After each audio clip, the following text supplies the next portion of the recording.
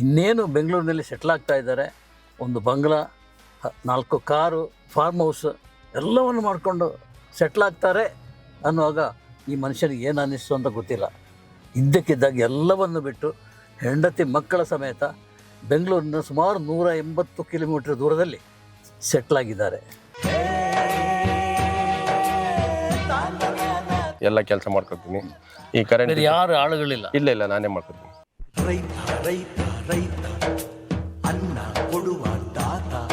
ಇದೊಂದು ಯಾವಾಗಲೂ ನಮ್ಗೆ ಮೋಸ ಮಾಡಿಲ್ಲ. ಬರ್ತಾ ಇದೆ. ಇದು ಅಂದ್ರೆ ಕಮ್ಮಿ ಆಗಿದೆ, ಇರೋದ್ರದಾಗೆ ಉಳಿಸಿದೆ ನಮ್ಗೆ ಜೀವ, ಅದೇ ಉಳಿಸಿರೋದು. ಒಂದೆಲ್ಲ ಗೋಣಿ ಚೀಲದಾಗೆಲ್ಲ ತಗೊಂಡೋಗ್ಬಿಟ್ಟು ಲೇಖನಗಳು. ಗೋಣಿ ಮಂತ್ಲಿ ಸ್ಟೈಫಂಡ್ ಅಂತ ಕೊಡೋರು, ಸಂಬಳ ಅಂತ ಕೊಡ್ತಿಲ್ಲ. ಪ್ರೊಫೆಷನರಿ 6 ಮಂತ್ ನಿಮ್ಗೆ ರಿಪೋರ್ಟರ್ ಕಮ್ ಟ್ರೈನಿ ಅಂತ ಕೊಡೋರು. ಇದು ಸಬ್ ಎಡಿಟರ್ ಕಮ್ ರಿಪೋರ್ಟ್ ಅಂತ ಕೊಡೋರು. ಇವತ್ತೇನಾದ್ರೂ ನಾವ್ ಇಲ್ಲಿದ್ರೆ ಜೇಸನ್ ಅವರೇ ಕಾರಣ. ಅಲ್ಲಿ ಪಾಲಿಟಿಕಲ್ ರಿಪೋರ್ಟು. ರಂಗನಾಥ್ ಅವರು ನಂಗೆ ಫುಲ್ ಫ್ರೀಡಮ್ ಕೊಟ್ಟರು. ಅವಾಗ ರಂಗನಾಥ್ ಅವರೆಲ್ಲ ಅವನ TV9 ಅಂತೆ, ಅದೋ 10 ಅಂತೆ, ಅದು ಯಾವ್ದ್ಯಾವ್ದು ಅಂತ ಹೆಸರಿಲ್ಲ, ಮಕ ಇಲ್ಲ, ಏನು ಇಲ್ಲ. ಈ ಮಗ ಹೋಗ್ತಾನಂತೆ, ಬರೇ ದಿಮಾಕ್ ಇವನಿಗೆ.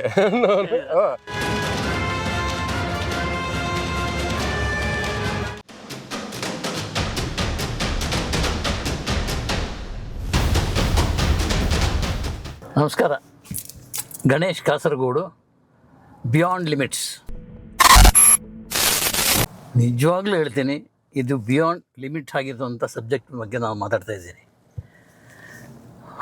ಒಂದು 10 ವರ್ಷದ ಹಿಂದೆ ಇಡೀ ಮಾಧ್ಯಮ ಲೋಕದಲ್ಲಿ ಒಂದು ತಲ್ಲಣ ಮೂಡಿಸಿಕೊಂಡು ಆ ಕಡೆ TV9, ಈ ಕಡೆ ಸುವರ್ಣ ನ್ಯೂಸ್, ಆ ಕಡೆ ನ್ಯೂಸ್ 18 ಎಲ್ಲ ದೊಡ್ಡ ದೊಡ್ಡ ಚಾನಲ್ನಲ್ಲಿ ಕೆಲಸ ಮಾಡಿ ಇನ್ನೇನು ಬೆಂಗಳೂರಿನಲ್ಲಿ ಸೆಟ್ಲ್ ಆಗ್ತಾ ಇದ್ದಾರೆ. ಒಂದು ಬಂಗ್ಲಾ, 4 ಕಾರು, ಇನ್ನೇನು ಫಾರ್ಮ್ ಹೌಸ್ ಎಲ್ಲವನ್ನು ಮಾಡಿಕೊಂಡು ಸೆಟ್ಲ್ ಆಗ್ತಾರೆ ಅನ್ನುವಾಗ ಈ ಮನುಷ್ಯನಿಗೆ ಏನು ಅನ್ನಿಸ್ತು ಅಂತ ಗೊತ್ತಿಲ್ಲ. ಇದ್ದಕ್ಕಿದ್ದಾಗ ಎಲ್ಲವನ್ನು ಬಿಟ್ಟು ಹೆಂಡತಿ ಮಕ್ಕಳ ಸಮೇತ ಬೆಂಗಳೂರಿನ ಸುಮಾರು 180 ಕಿಲೋಮೀಟರ್ ದೂರದಲ್ಲಿ, ಸುಮಾರು 200 ಕಿಲೋಮೀಟ್ರ್ ಅಂತೇಳಿ ಹೇಳಬೇಕಿದ್ರೂ ನಡೀತದೆ, ಅಂಥ ಒಂದು ಜಾಗದಲ್ಲಿ ಸೆಟ್ಲಾಗಿದ್ದಾರೆ. ಅದು ಫಾರ್ಮ್ ಹೌಸ ಏನು ಅಂತ ಗೊತ್ತಿಲ್ಲ. ನಾನು ಅವ್ರ ಹತ್ರ ಫಸ್ಟ್ ಕೇಳಿದ ಪ್ರಶ್ನೆ, ಎಲ್ಲ ಬಿಟ್ಟು ಬಂಗಿ ನೆಟ್ರಲ್ಲ, ಇಲ್ಲಿ ಬಂದು ಏನು ನೆಟ್ರಿ ಅಂತೇಳಿ. ಅದಕ್ಕೆ ಅವರು ತುಂಬ ಅದ್ಭುತವಾದ ಉತ್ತರ ಕೊಟ್ಟಿದ್ದಾರೆ, ಸೂಪರಾದ ಉತ್ತರ ಕೊಟ್ಟಿದ್ದಾರೆ. ಅವರ ಇಡೀ ಈ 10 ವರ್ಷದಲ್ಲಿ ಏನೇನು ನಡೀತೋ ಅದೆಲ್ಲವನ್ನು ನಮ್ಮ ಮುಂದೆ ತೆರೆದಿಟ್ಟಿದ್ದಾರೆ. ಅವರ ಹೆಸರು ಲಕ್ಷ್ಮಣ ಹೂಗಾರ್ ಅಂತ. ಗೊತ್ತಾಯ್ತಲ್ಲ, ಇತ್ತೀಚಿನ ನಮ್ಮ ಮಾಧ್ಯಮ ಲೋಕದಲ್ಲಿ ತಲ್ಲಣ ಮೂಡಿಸಿದಂತಹ ಒಬ್ಬ ವ್ಯಕ್ತಿ. ನೋಡಿ ಅವರು ನೋಡ್ಕೊಂಡು ಹೊರಟಿದ್ದೀವಿ, ಅಲ್ಲಿ ಕರಿತಾ ಇದ್ದಾರೆ ನೋಡಿ, ಕೈ ಆಡಿಸ್ತಾ ಇದ್ದಾರೆ. ಇನ್ನು ಮುಂದೆ ಅವ್ರ ಹತ್ರ ಮಾತಾಡೋಣ, ಬನ್ನಿ, ನಮ್ಮ ಜೊತೆನೇ ಬನ್ನಿ.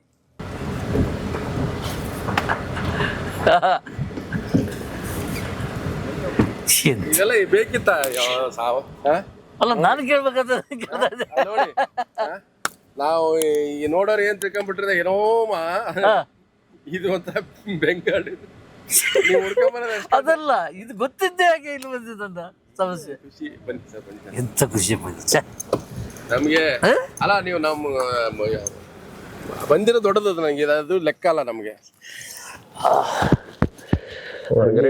ಹಳ್ಳಿಯ ಬೆವರು ಇರ್ಲಿ ಸರ್, ಹೆಂಗ್ ನೋಡಿ, ಹೆಂಗ್ ನೀರ್ ಹೆಂಗ್ ಬರ್ತೀರ ಸಮಸ್ಯೆ ಆಗಿದೆ ಈಗ. ನಾವು ಅಲ್ಲ ಮುಗಿಸ್ಕೊಂಡ್ ಬಂದಿರೋರು. ಇವೆಲ್ಲ ಬೇಕಾ? ಭಾರಿ ಕಷ್ಟ ಸರ್ ಇದು. ಒಂಥರ ಇದು ಹಿಂಗೆ ಅವೆಲ್ಲ ಬೇಕಿರಲ್ಲ ಸರ್. ನಾವೆಲ್ಲ ಸಹಜವಾಗಿದ್ದವರು, ಸಹಜವಾಗಿರ್ಬೇಕು. ಈ ಸಹಜವಾಗಿದೀವಿ ನೋಡೋದಲ್ಲ.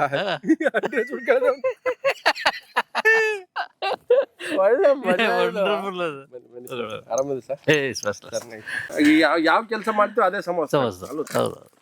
ಅದಕ್ಕೆ ಬೆಲೆ ಜಾಸ್ತಿ ಅಲ್ವಾ? ನಾವು ಜಮೀನು ಸೂಟ್ ಹಾಕೊಂಡು ಮಾಡಕ್ಕಾಗಲ್ಲ.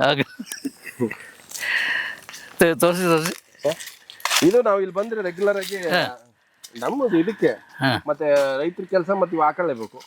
ನಾವೇನ್ ಈಗ ನಾವು ಬಂದಿದ್ದಕ್ಕೆ ಇದನ್ನ ಹಾಕೊಂಡಿದ್ದೀವಿ. ಸುಮ್ಮನೆ ನೀವು ಬರ್ತಾ ಇದ್ದೀರಿ ಅಂತ ಬಂದಲ್ಲ ಹಂಗೆ ಇದು ಬೈಕ್ನಾಗೆ. ಇಲ್ಲ ಸರ್, ಖುಷಿ ಇದೆ. ಅದೇನು ಪಶ್ಚಾತ್ತಾಪ ಇಲ್ಲ. ಪಶ್ಚಾತ್ತಾಪ ಯಾಕೆ ಮಾಡ್ಬೇಕು ಅಲ್ವಾ? ಮಾಡೋ ಕೆಲಸ ಪ್ರಾಮಾಣಿಕ ಮಾಡಿದ್ರೆ. ಆಮೇಲೆ ಏನು ಗೊತ್ತಾ, ನಾವೇನೋ ಯಾರಿಗೋ ತೋರಿಸ್ಬೇಕು ಅಂತ ಮಾಡ್ತಾ ಇಲ್ಲ. ಇಲ್ಲ ನಮ್ಮ ಎಷ್ಟು ಹಾಲ ತೋರಿಸ್ಬೇಕು ಅಂತ ಹೇಳಿದ್ರೆ ಇಲ್ಲಿ ಬರ್ತೀರಾ ಅಲ್ವಾ, ಅದೇ ಹೇಳ್ತಾರೆ. ನಾವು ಹಂಗಿದ್ರೆ ಅವಾಗೇ ದಿನ ಇದು ಸೋಷಿಯಲ್ ಮೀಡಿಯಾದಲ್ಲಿ ಫೋಟೋ ಹಾಕೋಬೋದಿತ್ತಲ್ಲ. ಹೌದು ಹೌದು ಬೇಡ ಅಂತ 6 ವರ್ಷ ಸುಮ್ಮನೆ ಇದ್ದಿದ್ದು. ನನಗೆ ನೀವು ಇಲ್ಲಿ ಬರ್ತಾ ಇರೋದೇ ನನಗೆ ಇಷ್ಟ ಇಲ್ಲ. ಹಾಂ ಹಾಂ ನೀವು ಮಾಮೂಲಿ ಬರ್ಬೇಕು ಅಂತ ಬಯಸಿದ್ ನಾನು, ಓಕೆ ಫ್ಯಾಮಿಲಿ ಸಮೇತ. ಹಾಂ ಹಾಗೆ ಹಾಗೆ ಹಾಗೆ ಎಸ್. ನಾವು ಸರ್ 2 ವರ್ಷದಿಂದನು ಹಾಂ ಮಳೆ ವಿಪರೀತ ಭಾಳ ನಮ್ಗೆ ಇಲ್ಲಿ ಕಮ್ಮಿ ಆಗಿರೋದ್ರಿಂದ ಹಾಂ ಹಾಂ ನಾವು ಸ್ವಲ್ಪ ಸಹಜವಾಗಿ ಬಿಟ್ಬಿಟ್ವಿ. ಈಗ ಬೇರೆ ತರ ಮಾಡಕ್ ಹೋದ್ರೆ ಖರ್ಚು, ಹೌದು, ಆಮೇಲೆ ಏನು ಹೊರಡಲ್ಲ. ಆಮೇಲೆ ಸಣ್ಣ ಬೆಳೆ ಬೆಳೆಕ್ ಹೋದ್ರೆ ಹಾಕಿರೋ ವೆಚ್ಚಗಳು ಡಬಲ್ಲು, ಆಮೇಲೆ ಕೂಲಿ ಮೇಂಟೈನ್ ಮಾಡಕ್ಕಾಗಲ್ಲ. ಆಮೇಲೆ ನೀರಿಂದು ಕೊರತೆ ಇರೋದ್ರಿಂದ ಇದು ನಮ್ದು ಶೆಡ್ ಇದೆ. ಅಂದ್ರೆ ನಾವು ಉಳ್ಕೋಕು ಇದು ಚೀಲ ಗೊಬ್ಬರ ಗಿಬ್ಬರ ಬಿದ್ದಿರೋ ಕಾಯಿಗಳು ಹಾಕಕ್ಕೆ ಮೊದಲೆಲ್ಲ ಉಳ್ಕೊತೀವಿ ನಾವು, ಅಪ್ಪಾಜಿ ಇರ್ತಿದ್ರು. ಈಗೆಲ್ಲ ಹಿಂಗೆ ಕಾಯಿ ಹಾಕೋದು. ಓಕೆ ಓಕೆ ಓಕೆ ನಮ್ದು ಒಟ್ಟು ಜಮೀನ್ ಸಂಬಂಧಪಟ್ಟಿದ್ದು. ಈಗ ಉಳ್ಕೊಳ್ಳಲ್ಲ. ಈಗ ನೆಕ್ಸ್ಟ್ ಏನಾದ್ರೂ ಎಲ್ಲ ಕ್ಲೀನ್ ಮಾಡಿಕೊಂಡು ಉಳ್ಕೋಬೇಕು. ಇವೆಲ್ಲ ಬುಕ್ಸ್ಗಳು ನಮ್ಮ ಮನೆಯವ್ರು ಬೇಡ ಇಲ್ಲಿ ಜಾಗ ಇಲ್ಲ ಅಂತ ಇಲ್ಲಿ ತಂದಿಟ್ಟು ಗಂಟು ಇಟ್ಟಿದ್ದೀನಿ. ಈ ಕಡೆ ಗೊಬ್ಬರ ಅಲ್ಲಿ ಬುಕ್ಸು ಅವೆಲ್ಲ, ಈ ಕಡೆ ಗೊಬ್ಬರ ಆ ಕಡೆ ಬುಕ್ಸ್ ಪುಸ್ತಕಗಳು. ಏನ್ ಮಾಡಿ ಅವೇನು ತಲೆ ಕೆಡ್ಸ್ಕೊಂಡಿಲ್ಲ. ನೋಡಿ ಸರ್, ನಾವು ಹಂಗಿರೋದಕ್ಕೆ ಖುಷಿಯಾಗಿರೋದು. ಅವು ಭಾಳ ತಲೆ ಕೆಡ್ಸ್ಕೊಂಡು ಹೋಗ್ಬಾರ್ದು ಅಲ್ವಾ.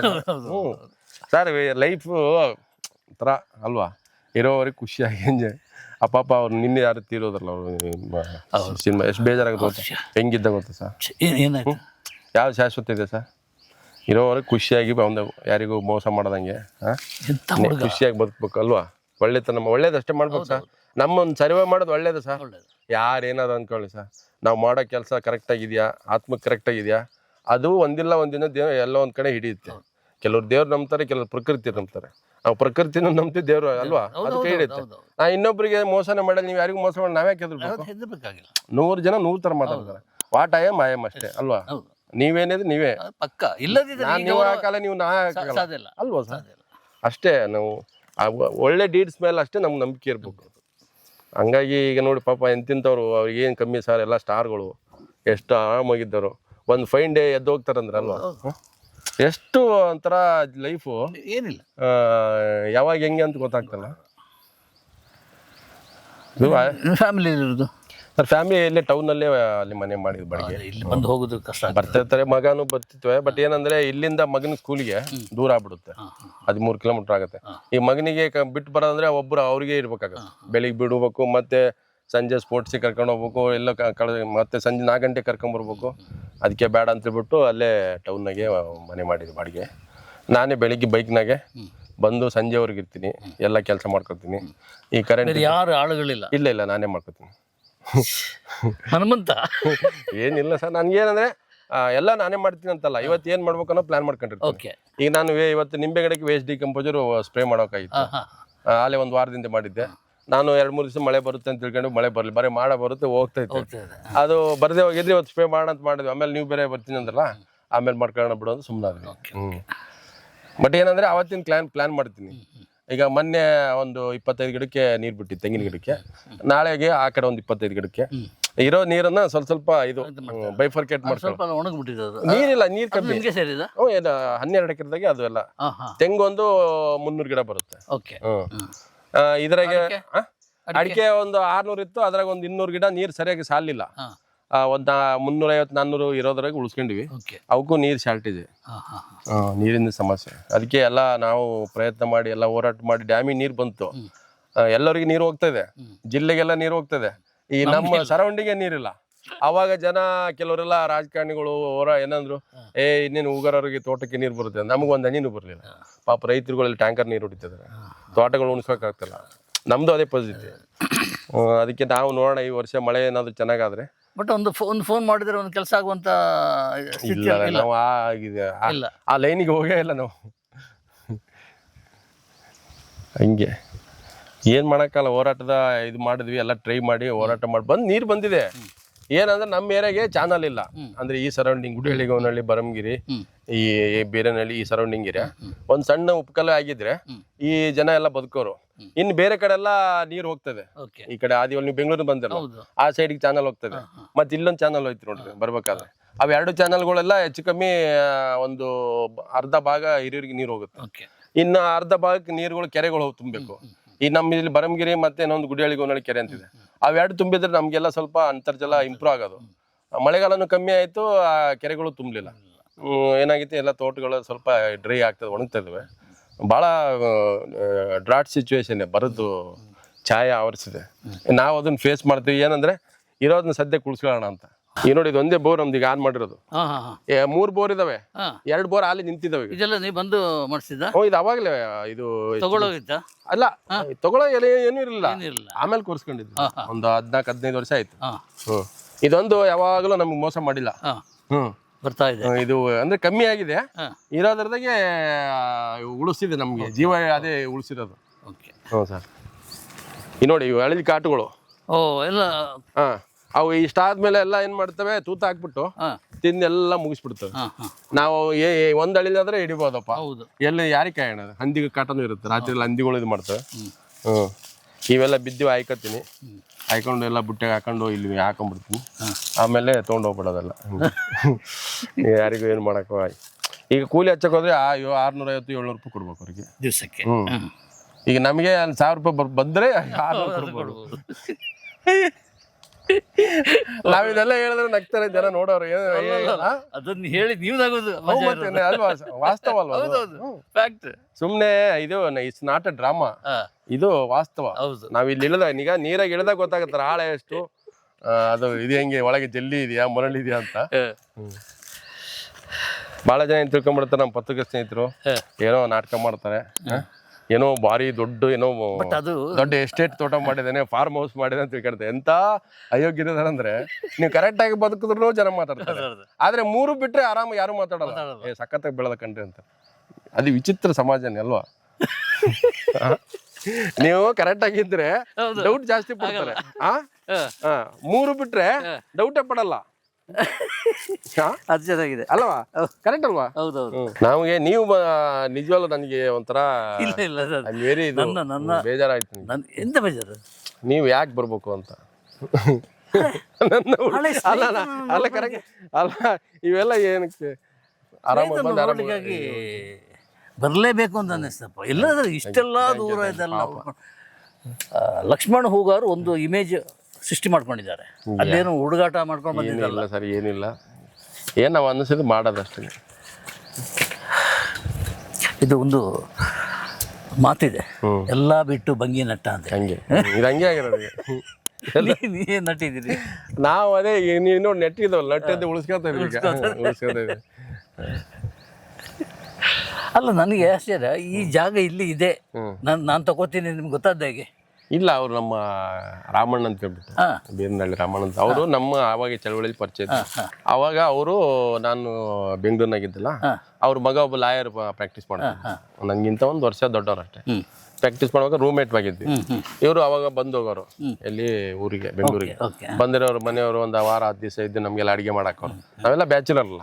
ಅವಾಗ ಹಿಂಗೆ ಬಂತು, ನಮ್ಮ ಅಪ್ಪಾಜಿ ಎಲ್ಲ ಊರಾಗೆ ಒಂದು 4 ಎಕರೆ ಇದು ಮಾಡಪ್ಪ, ನನಗೆ ಬೆಂಗಳೂರಿಗೆಲ್ಲ ಬಂದಿರೋಕ್ಕಾಗಲ್ಲ, ನಾವು ಇಲ್ಲೇ ಅಂದರೆ ಹೆಂಗೋ ಮಾಡ್ಕೊಂಡು ನೋಡ್ಕೊಂಡಿರ್ತೀವಿ. ನಮ್ಮ ತಾಯಿ ಬೇರೆ ಅವಾಗ ತೀರೋಗ್ಬಿಟ್ರು.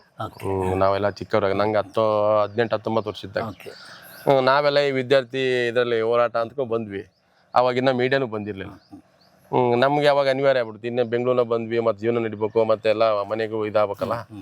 ಅವಾಗ ನಮ್ಮ ಜೇಸುನ ಇದ್ದಾರಲ್ಲ, ಈ ಪ್ರೆಸ್ ಕ್ಲಬ್ನ ಭೇಟಿ ಆಯಿತು. ನಾನು ಹೆಂಗೆ ವಿದ್ಯಾರ್ಥಿ ಇದ್ರದ್ದು ಪ್ರೆಸ್ ಮೀಟ್ ಮಾಡಕ್ಕೆ ಹೋಗ್ತಿದ್ವಿ ಪ್ರೆಸ್ ಕ್ಲಬ್ಗೆ. ಅವಾಗ 98-99 ಅವರು ಗುರುತಿಸ್ಬಿಟ್ಟು, ಇವ್ನು ಚೆನ್ನಾಗಿ ಮಾತಾಡ್ತಾನೆ ಹುಡುಗ, ಸ್ವಲ್ಪ ಶಾರ್ಪ್ ಇದ್ದಾನೆ ಅಂತ ಪರ್ಸ್ನಲ್ ಆಗಿ ನಿಮ್ಮ ಥರ ಹಿಂಗೆ ಕರೆದು, ಯಾವ ಊರು ಎಲ್ಲಿ ಎಲ್ಲ ವಿಚಾರಿಸಿ, ನೀನು ಅದ್ರಾಗ ಏನು ಮಾಡ್ತೀಯಾ, ಚಳವಳಿ ಅಂತ ಯಾಕೆ ಬಂದಿದ್ಯಾ, ಏನು ಬೆಂಗಳೂರಿನಾಗೆ ಕಷ್ಟ ಅಲ್ವಾ ಅಂದಿದ್ದು. ಇಲ್ಲ ಸರ್, ಹಂಗೆ ಬಂದ್ವಿ, ಏನೋ ಏಜು ಅಂತ. ಇಲ್ಲ, ಹಂಗೆಲ್ಲ ಆಗಲ್ಲ, ನಮ್ದೊಂದು ಚಾನಲ್ ಇದು ಬರುತ್ತೆ, ಜನವಾಹಿನಿ ಪತ್ರಿಕೆ ಮಂಗಳೂರಿಂದ, ಅದ್ರಾಗ ನೀವು ಕೆಲಸ ಕೊಟ್ಟರೆ ಮಾಡ್ತೀಯಾ ಅಂದ್ರೆ, ನೋಡ್ತೀನಿ ಸಿಕ್ಕ್ರಿ ಅಂತ. ನನಗೆ ಅವಾಗ ಆ್ಯಕ್ಚುಲಿ ಪೇಪರು TV ಬರ್ಬೇಕಂತ ಹುಚ್ಚಿರ್ಲಿಲ್ಲ. ಇಲ್ಲ, ಒಂದ್ಸಲ ನೀನು ಏನಾದ್ರು ಬರ್ದಿದ್ರೆ ತಗೊಂಬಂದೆ. ಒಂದೆಲ್ಲ ಗೋಣಿ ಚೀಲದಾಗೆಲ್ಲ ತೊಗೊಂಡೋಗ್ಬಿಟ್ಟೆ ಲೇಖನಗಳು. ಗೋಣಿ ಎಲ್ಲಿ ಮಣಿಪಾಲ್ ಸೆಂಟ್ರಾಗ ಒಂದು ಆಫೀಸ್ ಮಾಡಿದ್ರು ಜನವಾಹಿನಿ. ನಿಮ್ಗೆ ಮುರಳಿ ಅಂತ ಇದ್ರು, ಮುರಳಿ, ಅವ್ ನಮ್ಮ ರಾಜಮನ್ನರು, ಆಮೇಲೆ ಅವರೇ 3 ಜನ ಇದ್ರು ಅವಾಗ ಸ್ಟಾಫು. ನಾನೇ ಫಸ್ಟ್ ಒಬ್ಬ ಹುಡುಗ ಹೋಗಿ ಅವ್ರ ಹತ್ರ ಎಲ್ಲ ಹಿಂಗೆ ಅವ್ರ ಟೇಬಲ್ ಮೇಲೆ ಎಲ್ಲ ಕೊಟ್ಟೆ. ಏನಯ್ಯ ನೀನು ಗೋಣಿ ಚೀಲಗೆಲ್ಲ ಹಾಕೊಂಡ್ ಬಂದಿದ್ದೆ? ಸಖತ್ತಾಗಿದೆ. ಆಮೇಲೆಲ್ಲ ನೋಡಿ ಎಲ್ಲ ಬರವಣಿಗೆ ಐತೆ, ನಿನಗೆ ಏನಾದರೂ ಆಫರ್ ಬಂದ್ರೆ ನಮ್ಗೊಂದು ಇದು ಲೆಟರ್ ಕಳಿಸ್ತೀವಿ, ಇಲ್ಲೇ ಇದು ಬರೀ ಏನು ರೆಸ್ಯೂಮ್ ಅಂತ ಹೇಳ್ಬಿಟ್ಟು ಅಲ್ಲೇ ಬರ್ಸ್ಕೊಂಡ್ರು ಕೈಯಲ್ಲೇ. ಇದು ಸುಮಾರು 30 ವರ್ಷ ಹಿಂದೆ. ಇಲ್ಲ ಸರ್ 98 ನವೆಂಬರ್ ನೋಡಿ. 98 ನವೆಂಬರ್ ಅಂದ್ರೆ ಈಗ 27 ವರ್ಷ. ಅವಾಗ ನಂಗೆ ಒಂದು 20 ವರ್ಷ. ಆ ಟೈಮಲ್ಲಿ ಪೇಪರ್ ಕಟ್ಟಿಂಗ್ ಗೋಣಿ ಹಿಂಗೆ ಇಟ್ಕೊಂಡು ಹೋಗಿದ್ದೆ. ಎಲ್ಲ ನಕ್ಕು ಸುಸ್ತಾಗಿ ಹಳ್ಳಿಯಿಂದ ಬಂದಿದ್ದ ಪಕ್ಕ ಆಯ್ತು. ಆಮೇಲೆ ಪಾಪ ಜೇಸಿನವರು ಇಲ್ಲ ಒಂದು ನಿಮ್ಮ ಅಡ್ರೆಸ್ ಕೊಡ್ರಿ, ಅಲ್ಲಿಗೆ ಒಂದು ಲೆಟರ್ ಬರುತ್ತೆ ಅಂತ. ಸರಿ ಅಂತ 15 ದಿವಸ ಆದ್ಮೇಲೆ ಲೆಟರ್ ಬಂತು, ರಿಪೋರ್ಟರ್ ಕಮ್ ಟ್ರೈನಿ ಅಂತ ಜನವಾಹಿನಿಗೆ. ಇಲ್ಲಿ ಮಣಿಪಾಲ್ ಸೆಂಟರ್ ಇಲ್ಲಿ ಉದಯವಾಣಿ ಈ ಸೈಡ್ ಇತ್ತು, ಇನ್ನೊಂದು ಆಪೋಸಿಟ್ ಬಿಲ್ಡಿಂಗ್ ಅಲ್ಲಿ ಒಂದು ಸಣ್ಣದ ಆಫೀಸ್ ಮಾಡಿದ್ರು ಮೇಲ್ ಫ್ಲೋರ್ ಅಲ್ಲಿ. ಹೋಗಿ ಭೇಟಿ ಮಾಡಿದೆ. ಮಾಡಿದ್ಮೇಲೆ ನಿಮ್ಗೆ 3,000 ರೂಪಾಯಿ ಮಂತ್ಲಿ ಸ್ಟೈಫಂಡ್ ಅಂತ ಕೊಡೋರು, ಸಂಬಳ ಅಂತ ಕೊಡ್ತಾರಲ್ಲ ಪ್ರೊಫೆಷನರಿ. 6 ಮಂತ್ ನಿಮ್ಗೆ ರಿಪೋರ್ಟರ್ ಕಮ್ ಟ್ರೈನಿ ಅಂತ ಕೊಡೋರು, ಇದು ಸಬ್ ಎಡಿಟರ್ ಕಮ್ ರಿಪೋರ್ಟ್ ಅಂತ ಕೊಡೋರು. 2 ಮಾಡಬೇಕು, ಡಿಸ್ಕ್ ಕೆಲಸ ಮಾಡಿಸ್ತಿದ್ರು, ರಿಪೋರ್ಟಿಂಗ್ ಕಳ್ಸೋರು. 6 ತಿಂಗಳು. ನನ್ಗೆ ಅವಾಗ 10 ರೂಪಾಯಿ ಅವರೇ ಕೊಡೋದು ಜೇಸನ್ನ. ಸಿಟಿ ಬಸ್ಸಿಗೆ 1.5 ರೂಪಾಯಿ ಅವಾಗ MG ರೋಡ್ ಇಂದ ಇದಕ್ಕೆ ಮಲ್ಲೇಶ್ವರಂ ಸರ್ಕಲ್ಗೆ. ಅಲ್ಲಿ ಇಂಡಿಯನ್ ಎಕ್ಸ್ಪ್ರೆಸ್ ಹತ್ರ ಬಂದು ಇಂಡಿಯನ್ ಎಕ್ಸ್ಪ್ರೆಸ್ ಬಸ್ ಹಿಡ್ಕೊಂಡು ವಿಜಯನಗರ ರಾಜನಗರ ಆ ಬಸ್ಸಿಗೆ ಬಂದು ಸರ್ಕಲ್ ಹಿಡ್ಕೊಂಡು ನಾನು ರೂಮಿಗೆ ಹೋಗ್ತಿದ್ವು. ಅವಾಗ ಅವರೇ ಪಾಪ್ ಕೊಡೋರು. ಇವತ್ತೇನಾದ್ರೂ ನಾವ್ ಇಲ್ಲಿದ್ರೆ ಜೇಸನ್ ಅವರೇ ಕಾರಣ. ಹಿನ್ನೆಲೆಯಲ್ಲಿ ಅದೊಂದು ವ್ಯಕ್ತಿ. ಹ್ಞೂ ಸರ್, ಅವ್ರಿಲ್ಲ ಅಂದ್ರೆ ನಾವು ಜನಕ್ಕೆ ಸಹಾಯ ಮಾಡಿದ್ದಾರೆ. ಮತ್ತೆ ನಾವ್ ನೆನ್ಸ್ಕೋಬೇಕಲ್ಲ. ಹೌದೌದು. ನಾನು ಯಾವತ್ತು ಎಲ್ಲೇ ಆದ್ರೂ ನಾನು ನೆನ್ಸ್ಕೊಂಡ್ಬೇಕು. ಜೇಸನ್ ಅವ್ರ ಕಾರಣ. ಆಮೇಲೆ ರಾಜನ್ ಅವ್ರು ಕೂಡ. ರಾಜನ್ ನಂಗೆ ಅಕ್ಷರಾಭ್ಯಾಸ ಮಾಡಿಸಿದ್ರು. ಅಂದ್ರೆ ಹೇಗೆ ಬರಿಬೇಕು, ಈ ನ್ಯೂಸ್ ಒಬ್ಬ ರಿಪೋರ್ಟರ್ ಹೆಂಗ್ ಬರಿಬೇಕು, ಇದನ್ನ ಸುದ್ದಿ ಗ್ರಹಿಕೆ ಹೆಂಗೆ ಅದನ್ನ ಹೇಳ್ಕೊಟ್ರು. ಅಕ್ಷರಾಭ್ಯಾಸ ದಾರಿ ತೋರಿಸಿದ್ ಜೇಸನ್ನ ನಂಗೆ ಕೈ ಹಿಡಿದು ಬರ್ಸೋದ್ ಕಲಿಸ್ಲಿಲ್ಲ, ಬಟ್ ಅವರು ಎಂಟ್ರಿ ಕೊಟ್ಟು ಇವರು ರಾಜನ್ ಸರು ಅಕ್ಷರಾಭ್ಯಾಸ ಮಾಡಿದ್ರು.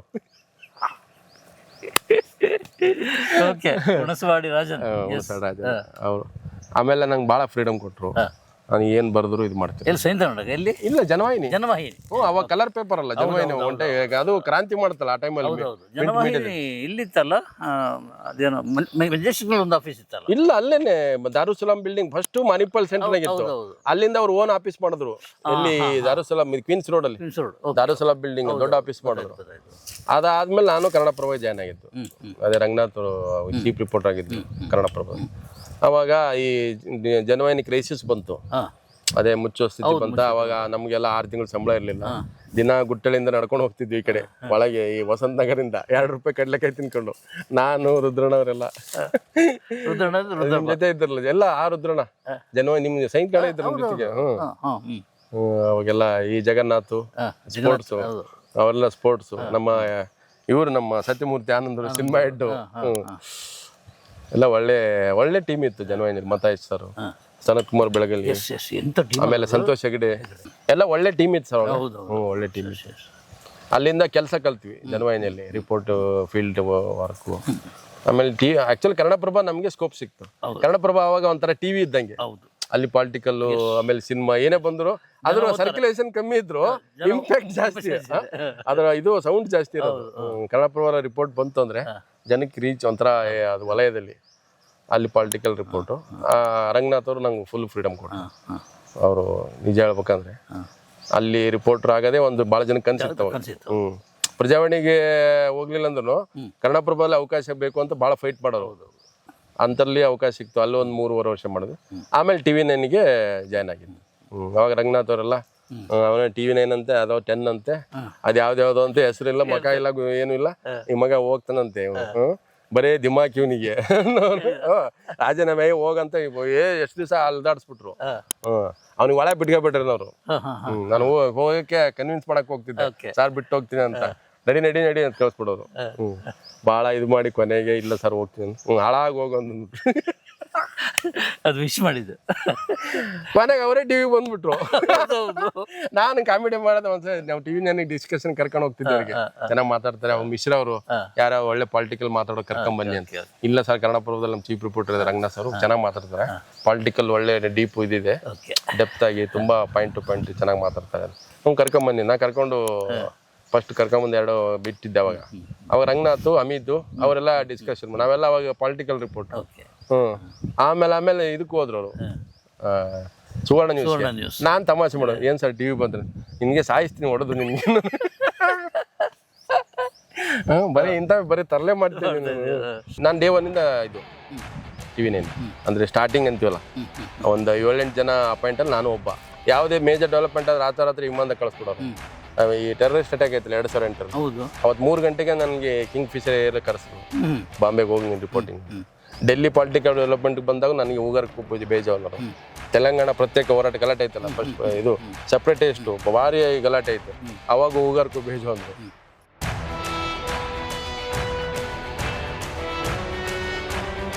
ಕುಮಾರಸ್ವಾಮಿ ಯಾಕೆ ಈ ಸರ್ಕಾರ ಇದಾಯ್ತಲ್ಲ ರಾಜೀನಾಮೆ ಕೊಟ್ಟರು ಯಡಿಯೂರಪ್ಪನವರು, ಏನಕ್ಕೆ ಕಾರಣ ಅಂದರೆ ಅದಕ್ಕೆ ನಮ್ಮ ಟಿ ವಿನವರು ಲಕ್ಷ್ಮಣ್ ಹೋಗರ್ ಅವರಿಗೆ ಕಾರಣ.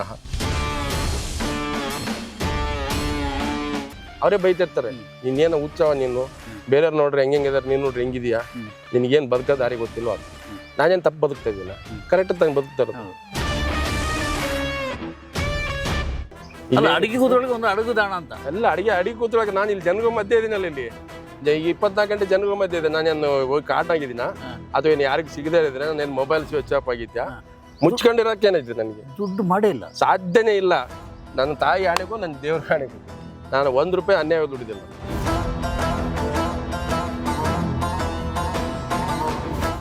ನಾನು ಮನ್ಸು ಮಾಡೋ GK ಸೀಟ್ ಮಾಡ್ಬೋದಿತ್ತು, ಮಾಧ್ಯಮ ಅಕಾಡೆಮಿಗೆ ಏನಾದ್ರು ಆಗ್ಬೋದಿತ್ತು, ಸರ್ಕಾರದಲ್ಲಿ ಏನು ಬೇಕಾದ್ರೂ ಆಗ್ಬೋದಿತ್ತು, ಅಲ್ಲೇ ಇರ್ಬೋದಿತ್ತು, ಯಾವುದೋ ಮಿನಿಸ್ಟ್ರಿ ಹಿಂದ್ಗಡೆ ಓಡಾಡ್ಕೊಂಡಿರ್ಬೋದಿತ್ತು. ನನಗಿರ್ಲಿಲ್ವಾ ಅಂತ ಬದುಕೇ ಬೇಡ ಅಂತ. 100 ಜನ 100 ಮಾತಾಡ್ತಾರೆ, ನನ್ನ ಮೈ ಮೇಲೆ ಒಂದು ಕೂದಲಿಗೂ ಸಮ ಅಲ್ಲ.